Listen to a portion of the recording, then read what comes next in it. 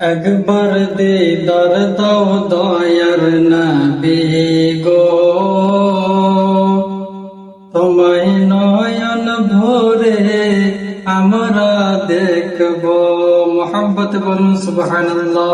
একবার দিদার দাও দয়ার নবী গো, তোমায় জানো ভরে আমরা দেখব। দয়ার নবী ছিলেন যখন হালিমার বাড়িতে, আগে এসে ছাগল নিল তোর বাহার থেকে। মোহাম্মদ বলেন সুবহানাল্লাহ। বাগে এসে ছাগল নিল তোর বাহার থেকে। তাই বাঘেরা কি বলতে আছেন নবীকে দেখার জন্য যে ছাগল মোরা কেউ খাবো না। সুবহানাল্লাহ। ছাগল মোরা কেউ খাবো না, নবীকে দেখার বাহানা। নবী আসলে কদম ধরে চুম্বো, আর দিলের সাদ মেটায়া নবী তোমায় দেখবো। একবার দেখা দাও মায়ার নবী গো, তোমায় পরাণ ভরে আমরা দেখবো। নবীকে আমরা দেখতে চাই, তো আমরা কি করে নবীকে দেখবো? আর নবীকে ভালোবাসলাম না, নবীর প্রতি মোহাম্মত রাখলাম না, নবীকে আমরা এমনি দেখতে পাবো? তাই জন্য নবীর একজন আশিক বাবা মদিনা শরীফে গিয়েছিল, তার একটু আপনাদেরকে জীবনে শোনায়, তাহলে আপনারা বুঝতে পারবেন যে নবীকে কতটা মোহাম্মত করলে নবীকে স্বপ্নে দিদারে পাওয়া যাবে। আসুন বাবা আপনাদেরকে একটু শোনায়। বেরাদার মুআজ্জাজ সামাইনে কেরাম, বাবাজি মুসলমান ভাইরা, আমার সোনামণি কেরা বাবাজি ভাইরা, নবীর একজন আশিক মদিনা মুনওয়ারায় গিয়েছে।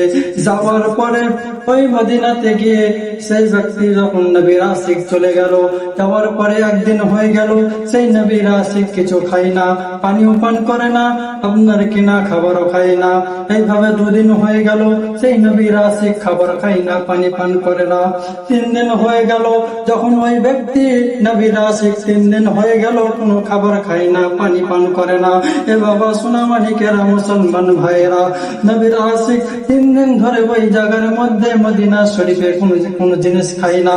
মদিনাবাসীরা জিজ্ঞাসা করতে আছে, হে নবীর আশিক, হে পাগল, তুমি এই জায়গাতে 3 দিন থেকে তোমাকে দেখতে আছি, তুমি এই জায়গার মধ্যে 3 দিন থেকে আছো, কোনো খাবার খাও না, পানি পান করো না কেন? তখন সেই নবীর আশিক বলতে আছেন, আমি একজন নবীর আশিক, নবীর পাগল। নবী আমাকে যতক্ষণ পর্যন্ত কোনো খাবার না দিবে, এই নবীর আশিক আমি কোনো খাবার খেতে পারবো না। সুবহানাল্লাহ। নবীর আশিক সে বলছে যে নবী যতক্ষণ পর্যন্ত আমাকে খাবার না দিবে, আমি এই খাবার খেতে পারবো না।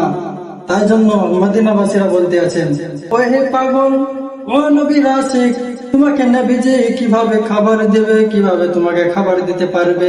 নবী তো মদিনা মুনওয়ারাতে আরাম করতে আছেন, নবীজি মদিনা মুনওয়ারায় আরাম করতে আছেন। তখন সেই নবীর আশিক বলতে আছেন, হে মদিনাবাসীরা শুনে নাও, শুনে নাও, আমার নবী জিন্দা আছে, আমাকে খাবার দিবে। সুবহানাল্লাহ। আমাদের নবী, আমার নবী জিন্দা আছে, আমাকে খাবার দিবে। বেরাদার মুআজ্জাজ সামাইনে কেরাম, ওই কথা বলার পরে সেই নবীর আশিক সে মদিনা শরীফের মধ্যে একটা হিলারা দিয়ে ঘুমিয়ে গেছে। আর ওই সময়তেই সেই নবীর আশিকের স্বপ্নে আমার নবী মুস্তাফা চলে এসেছে। আমার নবী ওই মদিনার যে আশিক গিয়েছিল, সেই আশিকের স্বপ্নের মধ্যে আমার নবী এসেছেন। বাবাজি মুসলমান ভাইরা, আমার সোনামণিকেরা, নবী মুস্তাফা সাল্লাল্লাহু আলাইহি ওয়াসাল্লাম সেই নবীর আশিকের ঘুমের মধ্যে যখন স্বপ্নে আসলেন, আসার পরে তখন দেখতে আছেন সেই নবীর আশিক, সেই নবীর আশিককে নবীজি জিজ্ঞাসা করতে আছেন, তুমি 3 দিন হয়ে গেল কোনো খাবার কেন খাও না, কোনো পানি কেন পান করো না? আর তখন সেই নবীর আশিক বলতে আছেন, ও নবী ইয়া রাসূলুল্লাহ, আপনি যতক্ষণ পর্যন্ত আমাকে খাবার না দিবেন, আমি নবীর আশিক আমি কিছু খেতে পারবো না। ওই ব্যক্তির স্বপ্নের মধ্যে নবী মুস্তাফা সাল্লাল্লাহু তাআলা আলাইহি ওয়াসাল্লাম তাকে 2 খানা রুটি দিয়েছে। কয়খানা বাবা? 2 খানা রুটি সেই নবীর আশিককে সেই নবী আপনার দিয়েছে।